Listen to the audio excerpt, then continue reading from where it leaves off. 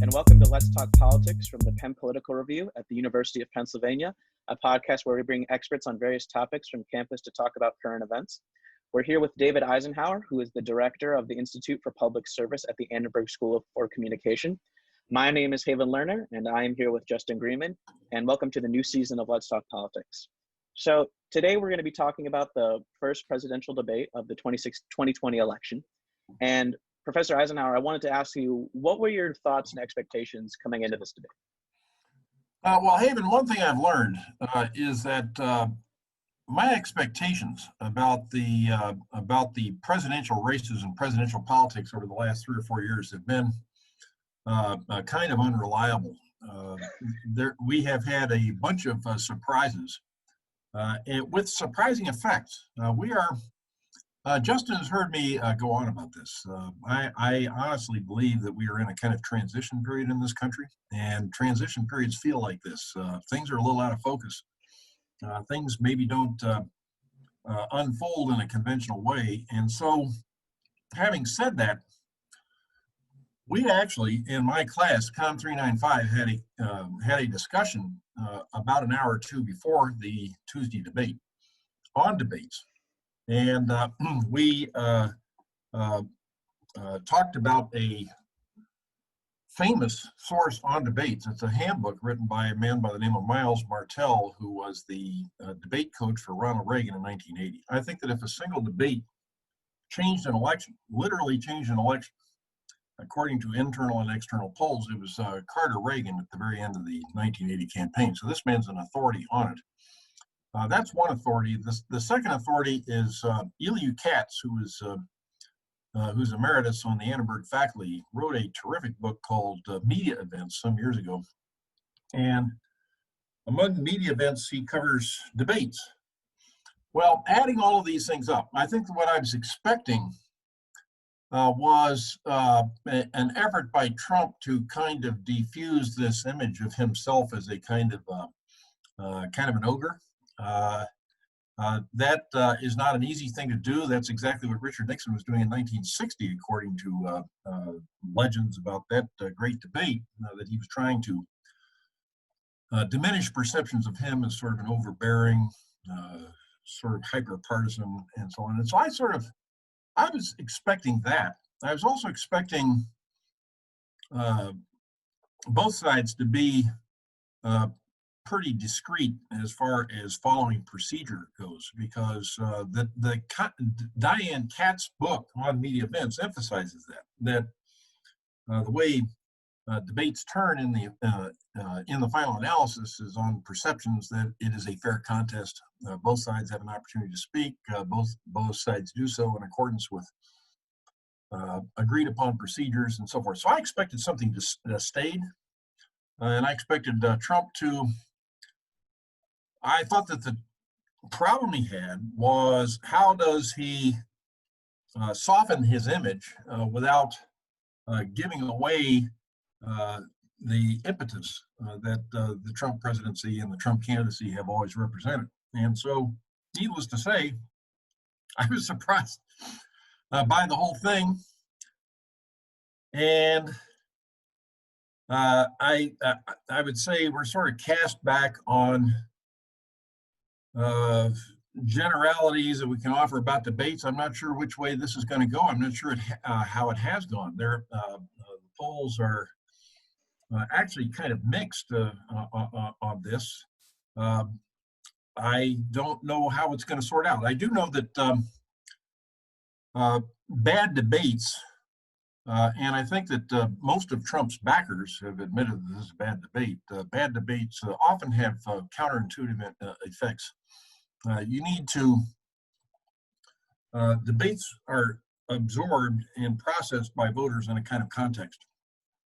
And debates generally don't change minds. They have not changed minds. The Nixon-Kennedy debate, interestingly, did not change minds. What it did do was it made support for Kennedy firmer, but it did not change minds. So just assigning it a grade on the quality of the debate, I think it's the beginning of the analysis here. I'm not sure it's the end. That's about as succinct as I can put it. So kind of going back off of what you just said about, the Kennedy debate kind of maybe making support for Kennedy firmer as opposed to maybe moving the needle on certain debates. Going into this debate, do you think that the objective of both campaigns was to kind of talk to the shrinking middle of the country, people who are truly undecided, or do you think it was more for, you know, shallow Biden supporters or shallow Trump supporters who maybe don't like don't like the candidates, don't like all of their policies? Well, probably I would say that would have been Biden's objective. And I have to say that as far as I can see in polls, I think Biden has achieved that objective. I think that Biden had, generally there have been reports that there's less enthusiasm in that campaign. I think that there's support in the polls for that. You see Biden up and down in the 40 range and so forth, and he's come out of this thing, even in what I would call, I have various tiers of polls. I won't go into a whole lot of details on this, but I'm aware of the polls that were accurate in 2016, and I put them in a different category than the other polls. And I look for points of confluence between sort of general polls that are out there and the ones that I feel got 2016 right. And I would say that they would all sort of bear that out, that Biden is more affirmatively supported, I would say now, than he was going into the debate. The question is how, yeah, you're right, Justin, how many persuadables are there out there? And who reached them in the first debate? I think the risk from Trump's point of view is that there is not going to be a second or third debate, and that the entire debate exchange will be confined to that event. I think that if there is a strategy or a rhyme and reason to what Trump did, he's very aggressive. And if there's a rhyme and reason there, then it would play out over the course of, say, 3 debates. In other words, a second debate would be certain expectations have been set in the first debate, and then you sort of confound them in the second debate and achieve surprise. Maybe you shake votes loose. I don't know. So I would say, as the debate ended, I said to myself, Trump is playing a long strategy here. This can't be the way he wants debates in 2020 to end. And so he's banking on a second and a third debate. And so far, we had no indication that there would not be a second and third as of that date. But now there is some doubt, it seems to me, with Trump's COVID diagnosis. And Biden's now saying that he will not debate somebody who is contagious on the 15th. We may see a postponement. We may see a cancellation. We do not know. So I just wanted to just drill down specifically. So you talked about kind of what Trump's goals going into the debate were, which is kind of diffuse his perception, certain perceptions. That's what I would have thought. But I've consistently gotten Trump wrong, and he is marching to the beat of a different drummer than sort of conventional analysis of politics. And all I can say, and Justin's heard me go on about this, is that when you are in a transition period, and I think our politics are in transition, I think that things do sound discordant. Things appear to be a little out of focus. Things happen that you don't expect to happen. Case in point, important transition in politics in my lifetime was the Carter-Reagan election of 1980.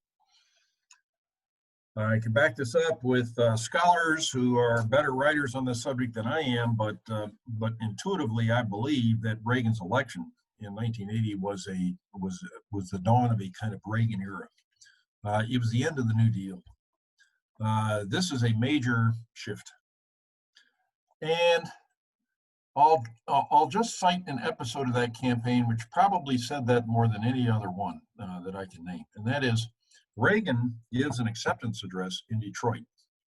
And then he goes on to open a campaign. And his first stop, I believe, is Philadelphia, Mississippi, or someplace in Mississippi, where he gives a speech on states' rights. States' rights. Now, in the FDR era, there's no question what a gesture like that would mean it would sound like Reagan is courting segregationist votes and that he's in one way or another opposed to the civil rights gains of the past 15 or 20 years. And I think that the Carter administration, Carter specifically, thought that the major organs of public opinion, that would be the networks and the major newspapers of the era, the powers that be, as David Halberstam put it, that these people would make that case for him, that Reagan would get creamed for this. And there's no reaction. Ho-hum is kind of covered in a small story in the Times, and I think there was probably some passing comment, but this did not stick to Reagan as a major, I would say, mistake. And in under the conventional wisdom of the day, that would have been a mistake.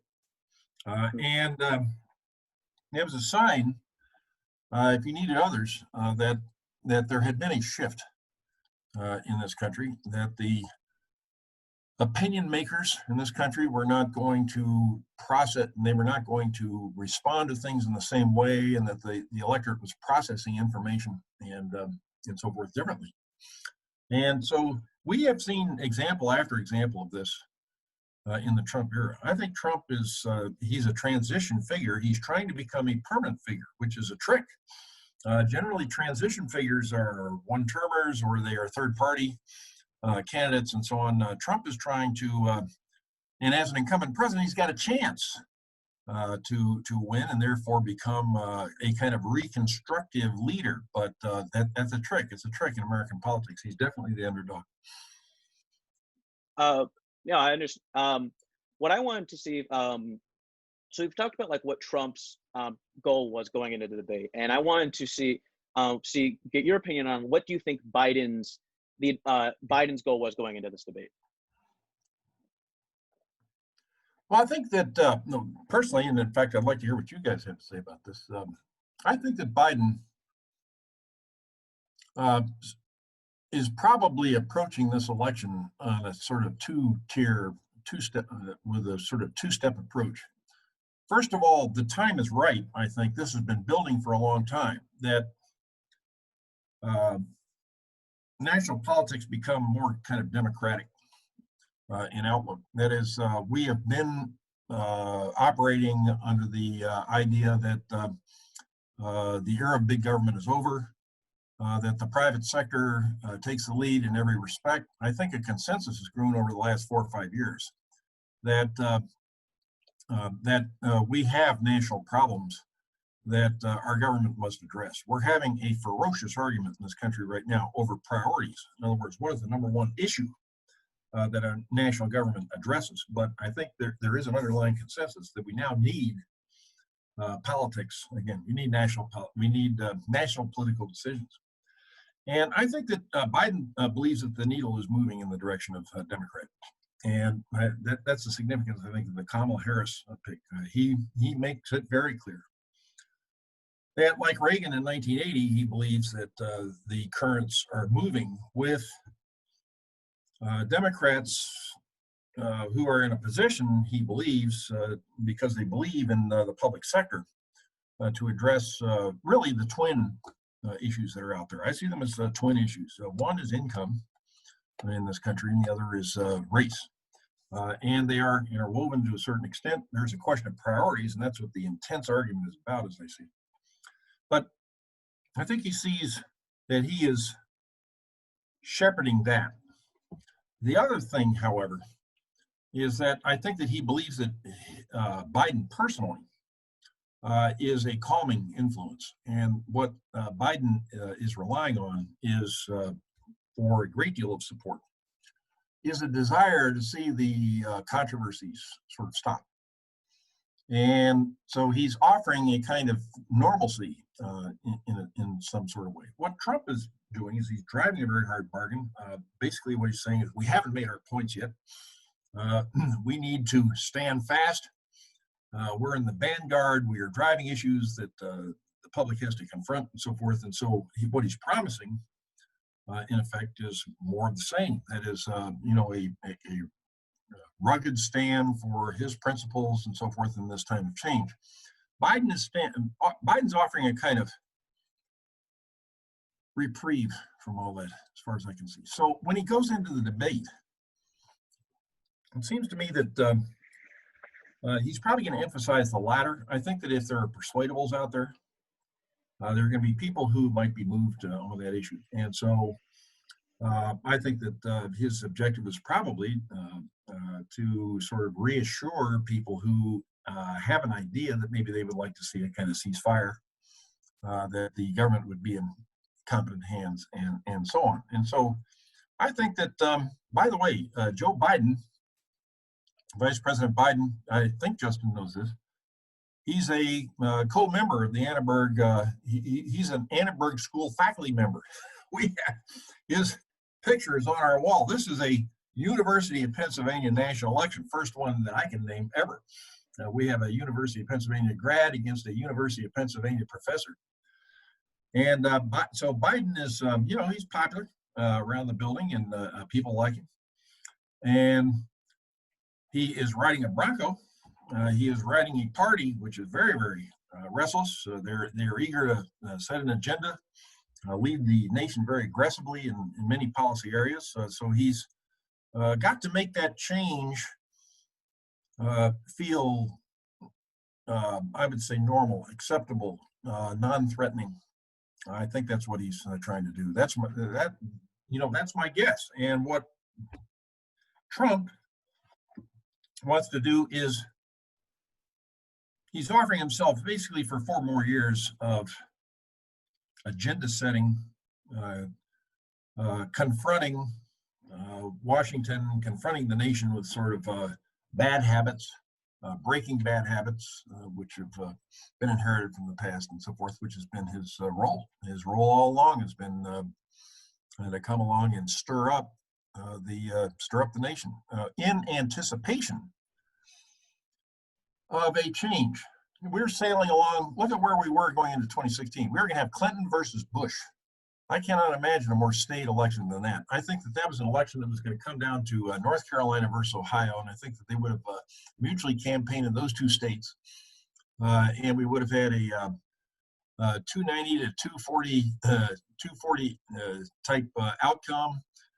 It would have been an election that, if it played out according to expectations in 2014 and 2015, it would have been a very unremarkable election in many ways. It would have meant something to the candidates, but it would not have meant a great deal to the country. What Trump harnesses is a sense that we've had enough of that over the last 25 years or so. The time has come to really rethink assumptions. I'm not sure that he sets the assumption, but he's basically leading the country in that direction. That is rethinking assumptions, no question.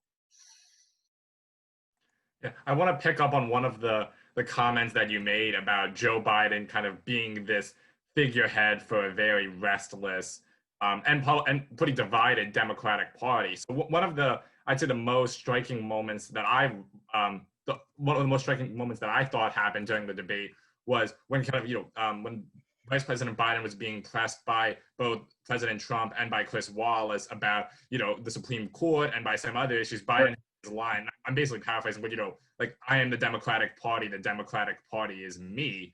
Right. Kind of put himself as a more central figure and his ideology as more. Well, there you go, Justin. And I would say that's managing the tensions that are there in the Democratic Party. He's refusing to take a position on the court, which I would say is he's allowing voters to assume that he is willing to go along with schemes in the Democratic Party right now to pack the court under certain circumstances. I think what that is they're basically holding the Barrett nomination hostage. Their idea is that if Republicans go forward with Barrett and Democrats gain control of the Senate, then gloves are off, but we don't know how that's going to come out. So Biden's not going to commit himself in advance to that. So that's, but he's permitting people to assume that. And do you think that that's an effective strategy?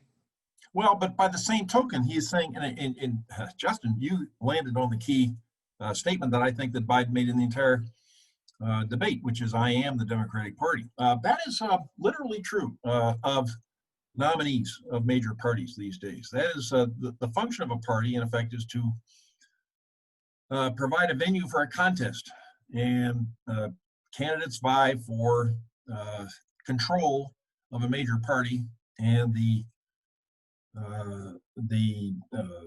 reward is the ability to use that party and that brand to define it in your own terms and to fashion it in a way that is consistent with your election objectives, win, and governing objectives. So Biden, by saying I am the Democratic Party, is literally, that is literally true. It was a redundant comment in many ways. It was not something that necessarily had to be said, but his saying it emphasized, it seems to me, that if we're going to evaluate the Democratic program, evaluate it through the prism of Biden's personality and what he offers. Don't, in other words, don't assume that the many voices that have contended for the Democratic leadership over the last number of years are necessarily representatives of him. He'll go about it in his own way. I think that's what that meant. That is a very key moment, it seems to me, in the debate. Talking about like the key moments in the debate, I wanted to get your what were your in your opinion, what were the 2 to 3 biggest moments in the debate in your opinion? Well, I think that was a big one. I would say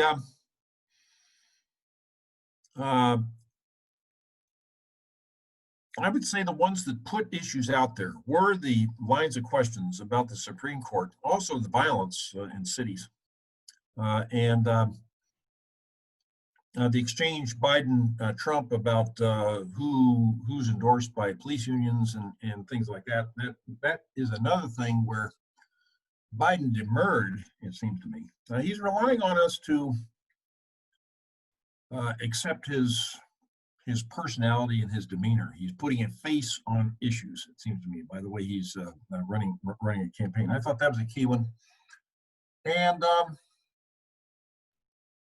beyond that, I saw a lot of sparring, but I didn't see the knockout. In other words, I didn't see the moment where sort of like there was a moment, it seems to me, in 2016, which was critical. I thought so at the time. I looked forward and listened to it in the 2016 third debate. It was Trump-Clinton. And Wallace, the moderator of that debate, raised a question which had been kept out of the campaign to that point, and that was the question of partial birth abortion. And that prompted a very, I would say, testy exchange between the two, which was a first in the entire campaign, and I thought incredibly significant. I leaned forward and I said to myself, Hillary has either just won every female vote in Pennsylvania, or Trump has caught a wave. Public opinion has been shifting on Roe v. Wade for a long time. Trump has done something very bold here. This might pay out. At any rate, I'm going to make a note of this. I felt that was a key moment. On election night, when you see Trump carrying a majority of the Catholic vote, and you see evangelicals turning out all over the place in numbers that nobody anticipated, and voting 90 to 10 for Trump, I have to say that was a key moment. I didn't see a moment like that last Tuesday. I saw taking the measure of each other. One commentator said Trump was the dominant figure, and he was. Whether that's good or not is something else, and I've seen sort of a mixed verdict in the polls. The standard polls show a significant Biden bounce. The other polls that I've been following actually see a move toward Biden, but not because of polls. The polls actually stopped that. Trump actually did all right in a number of the post-debate polls that I'm following. However, he had lost ground the week before over the Barrett nomination. So we have an awful lot going on here, Hayden. There's no question about that. This is, I would say, as campaigns go, this is one that has been interrupted more times for resets than most that I can name. Probably the most dramatic in that sense. Fall campaign. 1968 was a very volatile year. You had a lot of resets that year. You had assassination of Robert Kennedy. You had war at the Democratic Convention. You had the Tet George offensive. Wallace. Yeah, Wallace. He had a lot of resets in '68, but they were spread out over the year. This is Fast and Furious, fall of 2020. What did you think of Trump's demeanor during the debate? Well, I thought that again, I'm surprised. I thought he would be more accommodating, but by the same token, what I see here is an individual, for better or for worse, who's had to make his argument almost alone.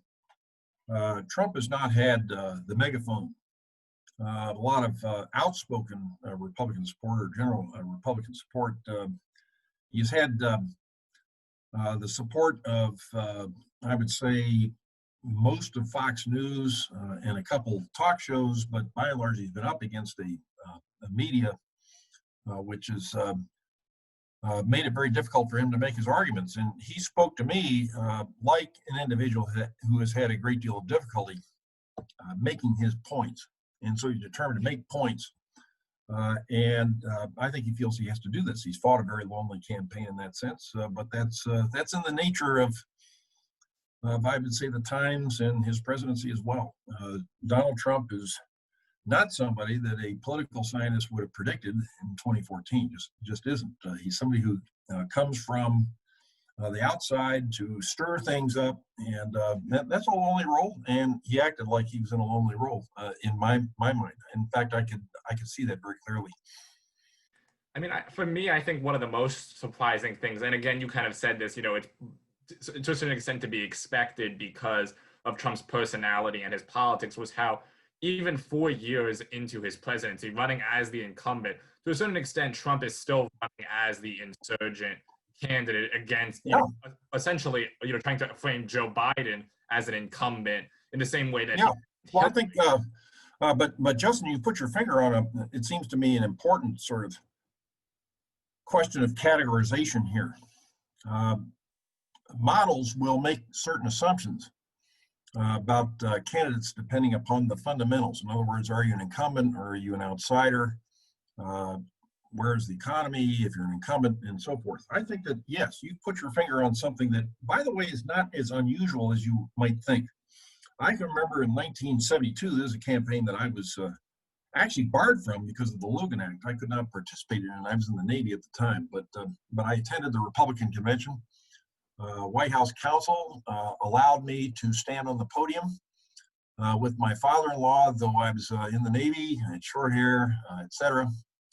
And I was very much in the 1968 campaign. But one of the things that struck me about 1972 was insight that Nixon was in effect running as a challenger. That he had been in office for 4 years and yet he remained a challenger. I would say, if you're defining who is a challenger and who is an incumbent, I think that you have to look at the totality of the situation. Take 1960, for example. This is Nixon Kennedy. Nixon is the incumbent vice president.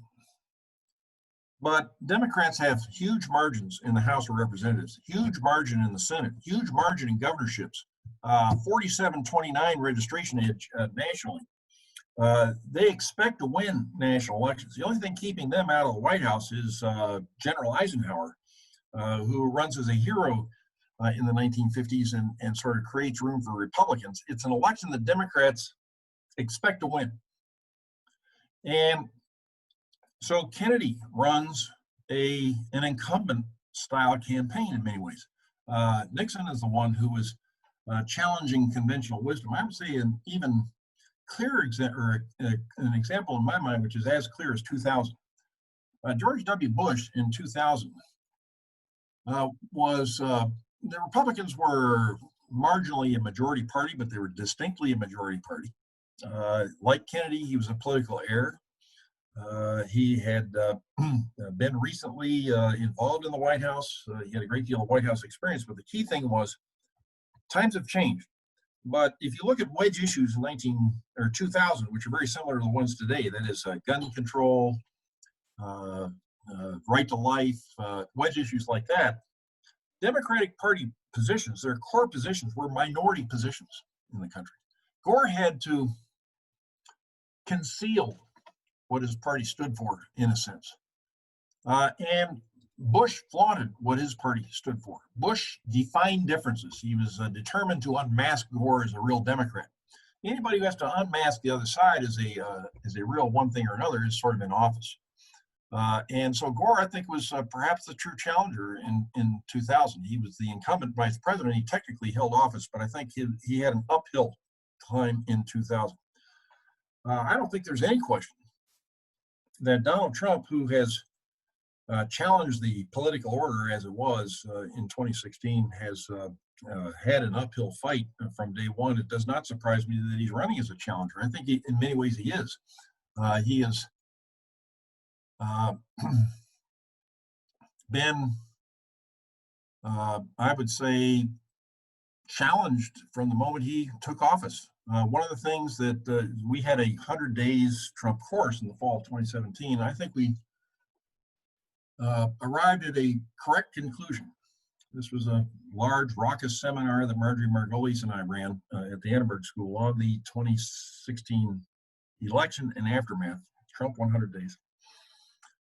And I think we reached the correct conclusion, and that was that the 2016 election had not ended, that there was not a conventional transition as there would be when an election has resolved the question of leadership in the country. The election just kept going. And so Trump has been exercising powers, president. In fact, we're requiring him to do this. This COVID thing has required vast exercise of presidential powers. He's changed the economy with executive orders. He's done a lot of things administratively. The only thing major thing he's done legislatively, as far as I can see, is the criminal justice reform and the tax reduction. That's it. I think that Trump would have done a lot more legislatively if he'd been a true incumbent. I think that we've had a political contest unabated since 2016. I think we never concluded that election. I think we're still fighting it. And that's the golden, that is the, I would say, the payoff that lies at the other end of this election. I think that we are looking at a hotly contested election. We're even looking at appeals, perhaps, but maybe we aren't. But on the other side of this, we're going to come out of this, I think, now with a result that people will accept as final, and that will change. It seems to me that will certainly improve the tone of American politics. I don't know that it'll change it entirely, but that's what we've been waiting for the past 4 years, a resolution of this great conflict. Interesting. So I want to move now to kind of post-debate and your reactions to it. Yeah. I normally don't use profanity on the show, but I think it's instructive to quote a CNN's Dana Bash when she said that the debate was a, quote, shit show. I wanted to get your assessment on whether or not that was a correct or apt description of the presidential debate. Well, it was a kind of, it was unsettling in the sense that the two sides, which had said so many things about each other from a distance and so forth, had to sort of adapt that to a small room. And what the electorate did not get was one of these staid sort of by the book rituals, which would have been understandable and which would have assured everybody watching on that this election was going to end not with a bang, but with a whimper. And I think we're looking for an exchange on policy views far greater than what happened. So I can see Dana Bash reacting that way and saying she felt very disappointed by what had transpired between the two. But we are going to have some time now, and we can evaluate this thing as time goes by, and we may see that it has had significant effects and that it communicated something that the electorate picked up on. that was significant. It actually accomplished something. I think that these are people who have been insulting, they've been going after each other at a distance for a long time. And I think that did not stop. That was disappointing. But now that that's been blown off, Biden has apologized for calling Trump a clown, for instance. Now that we have blown this off, I would anticipate that the next debate would conform more to traditional expectations of what a debate should be. If you want, I would recommend the viewing audience, listening audience. Debates are available on YouTube. All debates. The Nixon Kennedy debates are available on YouTube. That is something that would be fun some night, if you're interested in politics, just to pull those debates out and watch them. They're very fun to watch. They're very high stakes political drama. And I think the Nixon Kennedy debate set a standard in many ways. That is that there would be an exchange of policy views and that the audience would be invited to reach some sort of judgment. Right now but that's also a period characterized by a fairly high degree of consensus. So long and short of it is, I understand what she said, and I think the frustration was she was anticipating something that would be a more controlled exchange of views on policy, and my guess is we vented what it is these two people feel about each other, and if there is a second debate, that it'll conform much more to that. That's my guess. But as I say, Haven, I can sit down and I can write out a set of expectations, and they just never seem to pan out. That's one thing that's been fascinating about this Trump era is, they say this is a president who genuinely marches to the beat of a different drummer. He defies a lot of conventions, and his presidency is a unmistakable sign that we are definitely in a transition. And so I think that it's important to try to understand what that transition is, and that's what our dialogue in this country. And it's a very lively dialogue. It's a very partisan dialogue, but it's very lively. I actually had a thesis on partisanship last year, not partisanship, but partisanship in the press. That is the idea that Fox was basically an administration network, and that the other networks were sort of opposition and so forth. And she went back and looked at the era of the party press in America and the press at the founding. And this was highly partisan. Press organs, in fact, were individual organs. Thomas Jefferson would sort of have a newspaper, and others would have a newspaper. It could be on, it's not precise, but you had a very definite party press. And the idea was you would not find in the Whig press, say, of the early 19th century, you would not find any Democratic views expressed at all. You would not find news that Democrats considered important. If you went to the Democratic press, you would not find anything that Whigs considered to be important. But if you looked at them both, you'd find everything. We have more information. We have more contending views out there, it seems to me, in the press right now than at any time in my experience. And what I'm hearing said, and this is in line with what we've been saying here, is that you have a feeling that a great redefinition is occurring in many ways. There is so much out there, and we are arguing it at a very fundamental level in many ways. We're going to come out of 2020, it seems to me, with a somewhat modified constitutional understanding, I would say, a settled agenda, which will be not one that we would have had in, say, 2014. We're going to be on a different course. Political eras are always accompanied by changes in basic attitudes and basic practices, and I think we're debating those right now. So I want to pick up on, excuse me, one of the things that you talked about, with the role of the media. And I think, I mean, we can obviously talk more about, the impact of, cable news, both on analysis of the debate and on, how viewing audiences experience it. But I actually kind of want to maybe shift a little bit to talking about moderators. So obviously, I mean, as you know, Chris Wallace took a lot of flack for his moderating of the debate. I personally thought he was kind of in like an untenable position where he would get criticized. Tried to, shut Trump down, but obviously, he didn't do enough that he'd get criticized for that. Do you think that, excuse me, do you think that moderators are going to be more aggressive in future debates, maybe to try to counter both the perception of Chris Wallace and possibly counter Trump if he engages in similar tactics again? Well, I think that my analysis is that Wallace was surprised by this. Wallace was, the moderator of the third debate last time, and that was a comparatively staid event.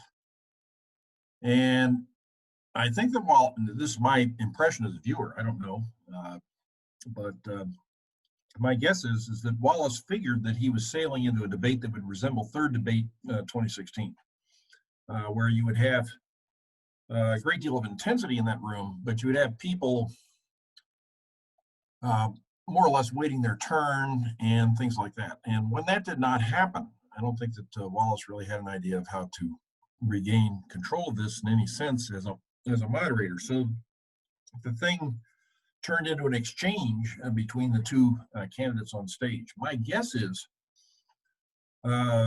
assuming there's a second debate, that will be prefaced by the moderator reminding everybody of what they've agreed to, and basically prescribing the format and making it very clear on the air what expectations are. That would be to dare both sides, in effect, to take liberties with things that they've agreed upon by laying it out. So that would be my guess, Justin. I don't know. It was an exchange between Biden and Trump, and I think it was therefore not a conventional debate. So Dana Bash is right by traditional standards. It was a very unusual thing. It has had effects as far as I can see, and I would again be surprised. I'd be surprised if I'm not surprised, but I would be surprised if we would not see a kind of different demeanor and tact taken by the candidates in a second debate, assuming that one happens. As I say that. Sorry, I want to pick up on on that for my final question, and I think Haven has one more. So the second debate, assuming it happens, is supposed to be a town hall format. Now, obviously, with COVID, what that exactly looks like is probably to be determined. So in the past, town halls have typically, they've usually been very helpful for the more empathetic candidate. The two big examples I can think of are in 1992 with Bill Clinton, I Can Feel Your Pain, and then in 2000 when George W. Bush kind of like shut Gore down by giving him like a head nod. And head nod, yeah. Right. So do you think, so now assuming that the town hall format actually happens, Biden is generally perceived to be the more empathetic candidate, and you saw some of that try to come through in the first debate. He would look at the camera, he would kind of talk, this isn't about my family, this isn't about his, this is about your family. Do you think that so it would almost seem like the town hall format isn't conducive to Trump's temperament or style? So how do you think, I think Trump is how would you recommend that he handle a town hall style debate? I think Trump has a terrific style I think he's got a good style for a town hall. This is a guy who's worked a lot of construction sites. He's somebody who definitely resonates with workers. He has a very good, I would say, combat leadership style, no question about it. Biden is also somebody who, I have to say, we followed this man for 45 years. And I don't think that anybody who's followed Joe Biden does not believe that he's a person of goodwill. And I think that comes through as well. I don't see a town hall format necessarily advantaging one or the other, but you're right, Justin. I think that the town hall is a different dynamic, and I think it lends itself perhaps more dramatically to the moment that people carry away, like that one you're referring to. That is Bill Clinton responding to a question raised by somebody in the studio audience about the recession and how the recession directly affected him. And he engaged with that listener in a memorable way that put empathy on the map in 1992. Empathy is not always a presidential quality, not always. But I was with the Gallup organization in the late 90s, working on a leadership project, which is now a book. I think you can find lots of traces of that project in the Penn bookstore, but look under Wharton. But at any rate, we sat around a number of conference tables in the late 90s, scratching our heads, asking how it was Bill Clinton was achieving the approval ratings that he was, with all of these leadership profile polls saying things like, I wouldn't trust him anywhere near my daughter, and I don't think he tells the truth, and I don't think he does this, and he doesn't do that, and so forth. All these personal qualities were quite low, except for one. And Bill Clinton pulled off the charts on the one. In fact, achieved a level unheard of in presidential polling, and that is understands my problems, empathy.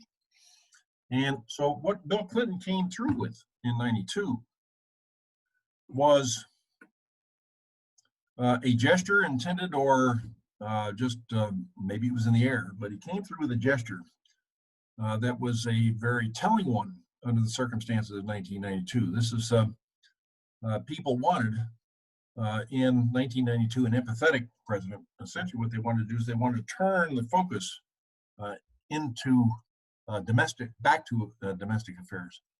And they wanted problems to be addressed by national politicians, and we spent most of the 90s doing that in a very, in hindsight, a rather a successful way. We had a very good economy in the 1990s. We also balanced the budget 3 times, which was remarkable, and that was a balanced budget by design, not by accident. Johnson had an accidental surplus, but the last budget surpluses that were actually intended were the Eisenhower years, so that's 40 years. So a lot of things were accomplished as we turned the focus inward, and that's what that gesture meant. And it's a mixed bag. This is going to be a much easier election to analyze in hindsight than it is in progress. I can tell you that. All right, so Professor, we're at our last question. Oh, great. And I want to ask you, so you've been talking about that this is a transition election. And I want to ask you, what are we transitioning from, and what are we potentially transitioning to? Okay, very good. I think that what seems to be happening generally everywhere, except, well, I'd say generally, certainly Europe and the United States, is that we have willy-nilly instituted a globalized economy. We have embraced the notion of a globalized economy for the last 30 years or so. And that creates a lot of issues. It creates a lot of opportunities, but it creates a lot of issues. And one issue in particular is control over that economy. An international economy sort of defies borders. It defies national sovereignty. It defies national control. And until the 1970s, we had an economy which was basically a closed order, something that we did control. So there's a loss of control. Loss of control accounts for Brexit. Loss of control accounts for the trade issues that are all over our politics right now. We have an international economy. We want it to work for us. We see that it is not working for us in some ways. And what we're trying to do is sort of redefine our position in an international economy. I think that's what's going on. And the question of priorities, and I really emphasize this, I'm an optimist. Justin knows that I am an optimist. I really think that politics in the final analysis is priorities. It's a choice of priorities, which is where I think our politics has gone off the rails a little bit. Because you accept a certain policy as a higher priority than another priority does not mean that you oppose the other policy. In other words, to insist that addressing systemic racism now is something that we must all do immediately is not to say that you're not sensitive to trade issues. In fact, it's possible to be sensitive towards all issues, but basically leaning towards prioritizing one or the other. There are a lot of things that go hand in hand with this. I would say this globalized world that we're in. One is defining where political power and political controls reside, and another is defining our role within this economy. Is it going to be a manufacturing role? Is it going to be a purely service role? Is it going to be an agricultural role? Where is national, or where is authority vested? Is it in states? Is it in cities? Is it national authority? Is it supranational? We're debating all of this right now. And it's been percolating for a long time. It achieved critical mass in the last 5 years or so. We are not going to resolve it entirely this year, but I would say that however this election comes out, I would say that we are going to find ourselves discussing problems that a national government, our national authority, must address. We cannot rely on just the simple operation of the free market. Hereinafter, we are depending on policies, whether those policies be trade, whether they be reforming police departments. We are looking for politics to become vital in this country again. And we have had an apolitical era for a long time. We are entering a political era, in my view. That's my view of it. We've seen a lot of, yeah. No. Sorry, continue. Yeah, no, that's what I think is going on around us. And I think that's a pretty basic, that's a basic issue. The thing that I would liken it to is the late 19th century in America. We had a situation in the late 19th century where we had a national economy all of a sudden, but we had very parochial political controls. The presidency was not the office that it would become as a result of expansion of presidential authority with Theodore Roosevelt and Woodrow Wilson. We had the Congress was parochial. We had regionalism in this country in a big way, but we had a national economy. And so the whole progressive era was an effort by the electorate to assert political controls over a national economy. We now have an international economy. Now, where are those controls? I think we're trying to figure out the answer to that. And it's not going to be an easy answer, but it is something that we must address. For instance, Boris Johnson in England, he's somebody who carries out Brexit. But my sense of that is that simply exiting the European Union has not ended the problem of trying to define Great Britain's new relationship with Europe. And they will continue to do that, and that will involve many negotiations over a long period of years. And it does not lend itself to simple solutions. There aren't simple solutions, but it's a vital question. We all want to be in control of our lives. That's what being a citizen is. And in the complex economy and world that we live in today, that is something that requires us, it seems to me, to requires a great deal of effort to be in control of your life. You have to get an education, but you also have to be involved, it seems to me, in public service and to care about public issues. And above all, and my message to everybody who's happens to be listening to us, and it's been a lot of fun, vote. Get out and vote. Be part of this process. It's the greatest process in the world. I live for election nights every 4 years. Justin knows me. That is how my world is organized. We're in an election year. This is an exciting time to be alive. It feels dangerous. It feels contentious. But I think that we're going to come out of this on the other side with a resolution, and I think, therefore, a marked improvement in the tone of everything. All right. So, Professor Eisenhower, thank you so much for coming on, and we really appreciate it. Well, thank you. Thank you for having me.